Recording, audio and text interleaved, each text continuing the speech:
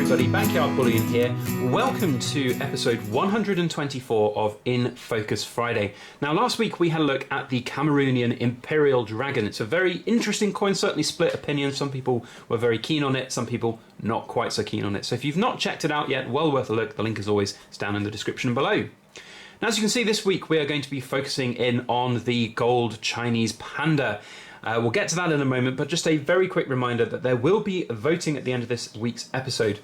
Now, we have got 3 brand new items. The big stack of piggies has been lingering far too long, and that gold sovereign, I think, it's not as good as the cool coins that we've got in for the end of this episode. So 3 brand new items for you to cast your eye over and vote on. Make sure you stick around and cast your vote for what you want to see next time. 3 very cool items indeed.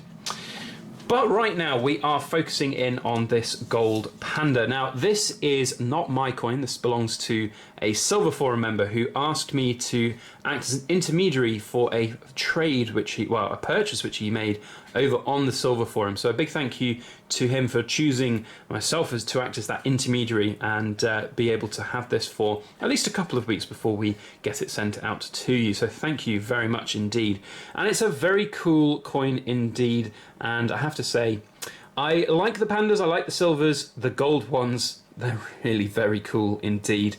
Not that I would then go and change my investing strategy when it comes to gold to only buy Pandas. I might well consider getting a Panda in the future because I really do like them. It does depend on the design a little bit though, and we'll talk about that design, or this design here, and what I think about that as we go throughout the video. But it is very interesting indeed to see this up close and personal. So let's talk about Pandas. Now this is the 2017 Panda, as you saw. We've got 2017 on the Temple of Heaven side here with the Chinese characters of the People's Republic of China across the top. Very cool indeed. And of course the Panda here sitting munching away on his bamboo with the bamboo forest in the background. 30 grams of 999 fine gold. So the Pandas of course have been changed to that kind of metric style gram weightage rather than 1 ounce troy. Of course 1 ounce troy, 31.105 grams, so we're down 1.105 grams worth of gold in relation to a 1 ounce gold coin, which isn't really a big problem if you think about it in the grand scheme of things, because you buy gold, you know, gold's priced by its weight, by its amount of gold content, and this being a 999 fine gold coin, they said fine silver there, fine gold coin with 30 grams, so, you know, it's 30 grams of gold, you pay for 30 grams of gold. Or do you? That's the question, because these coins are always very, very popular. They come with pretty good premiums, even when you buy them straight from brand new, from dealers when they're just released. And their premiums tend to improve over time as well, which is of course something that makes them really, really attractive for buyers. But it's always confused me as to why these premiums have continued to grow and continue to grow as new mintage years, and the mintages are ridiculous. I'm looking on a very well respected bullion dealer in the UK website right now, and they say that the mintage for this coin, for this particular 1 ounce 30 gram gold coin, is 700,000. That's huge, especially when you compare it with coins like the Queen's Beast 1 ounce golds, which are going to be, you know, between 5 and 10,000, I expect, or so I've understood, and the, for example, Orienta Border Britannia, which has a mintage of 5,000. So ridiculously huge, and yet at the same time, often you will struggle to find a 30 gram gold coin like this for less than the price of a 1 ounce gold coin. So there's something a little bit off there from my mind, and that's the main thing I think why I don't think I would go all in on Pandas. There is obviously a huge market on them, and they're very, very popular, and that's one of the good things that's in their favour. There is a lot of demand for them, so the liquidity of these Pandas is very undeniably good. You know, you can obviously have this gold Panda here, and as we've seen, it was sold on the forum at a pretty good price, you know, for the buyer and for the seller. So all things told, it's, you know, it's got a lot in its favour in that sense. But I don't know, for me, that huge mintage and the premium that goes on top of it, that's, you know, just not quite right in my book. And I think if I'm just going to be investing in, you know, bullion weight gold, then, you know, sovereigns, Britannias, those kind of things are the way forward for me. It's not really You know, there's a lot of added work, I guess is what I'm trying to say, in managing the premiums on these, finding a buyer. If you've got a rare date Panda that comes up in the future, you know, I see some of the backdated ones, a lot of them through the Numistaka grading channel. You know, I see a lot of them come up and they get graded and then they have very, very high asking prices. And it's always difficult to know where you're going to find your buyers from for that kind of thing. So, yeah, interesting market. A lot of people know a lot more about it than I do. So if you are a Panda enthusiast, then please do let me know down in the comment section your thoughts on that sort of general market and what you like to do with them. As to the design of this particular Panda, I haven't seen them all lined up in a row. It would be very cool to see that one day. So I don't know whether that's even going to be possible. Maybe a dealer will get out a whole bunch and we'll have a sit down and an interview with a whole row of Pandas. But they do vary, the design, each year. And, you know, from my aesthetic point of view, this design, it's pretty cool. It's pretty exciting. We can see there's some good detail in the background of the bamboo forest and the sort of the bamboo leaves at the top there. But the Panda looks a little bit dopey in my eyes.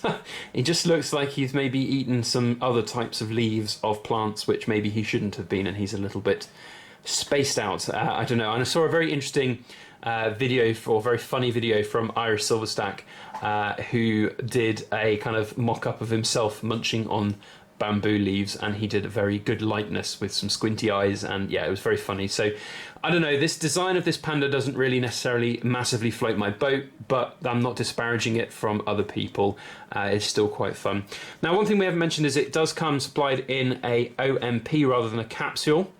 So that's one thing to bear in mind. And of course, the OMP is a really interesting part of the investment. You know, I've seen a lot of the different Pandas that get sent into Numistaka for grading, or the ones that Numistaka targets himself for, you know, those sort of rare dates investments. Having them in the OMP is important. It holds that sort of value, holds that guarantee that they are genuine, because of course there's a lot of fakes out there from Pandas.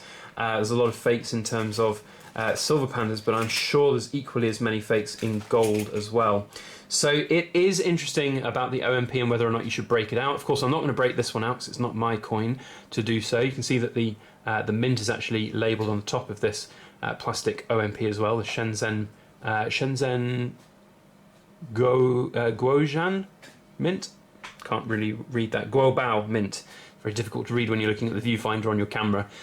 So yeah, I don't know. Breaking them out of OMPs, not really my cup of tea, I suppose. When it's a specialist coin like this, I'd keep this one in rather than put it in a capsule. But I don't know, some people might want to get it out and enjoy it a little bit more, have it in a capsule or in a display case, because, you know, having this like this, you're not going to be able to get it in a display case quite so easily.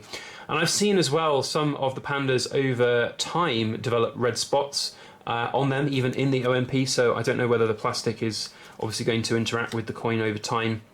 It's an interesting topic anyway. So let me know your thoughts on the OMPs if you are a Panda enthusiast down below. So there is the 2017 30-gram gold Panda. What do you think? Do you like it? Do you not like it? Do comment down below with your thoughts on this coin. It'd be very interesting to hear what you think. Now, I said at the start of the video, we are having 3 brand new items. That giant stack of piggies, I will do a video on them talking about the relation to the raw mint. So if you have been, or the raw mint dead and dying pig as I call it, 'cause it's awful. So if you have been voting for those, I will be featuring them at some point. But we have 3 brand new items here, which I've recently picked up, which are absolutely awesome. So these are what you have to vote on. We've got the 1 ounce silver Germania coin, which looks very, very cool indeed.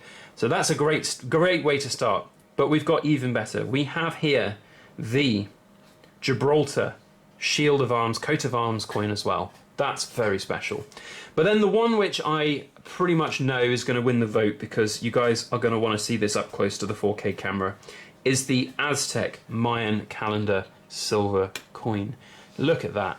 Really incredible detail. That is going to look incredible up next to the 4K camera. So do let me know your thoughts. Not that I'm being biased or anything, but I do think that's going to win. Let me know your thoughts down in the comment section, which one of these 3 coins you'd like to see focused on next week. And if you enjoyed this video, please do put a thumbs up on it and share it around on your social media. That would be very helpful indeed. If you've not already subscribed to my channel, hit that subscribe button. And if you have subscribed already, hit that alarm bell to get notifications when my videos go live. Otherwise, that is all I have to say. A massive thank you for watching. I hope you all have a brilliant weekend ahead, And as always, please make sure you like, share, comment, and subscribe for more.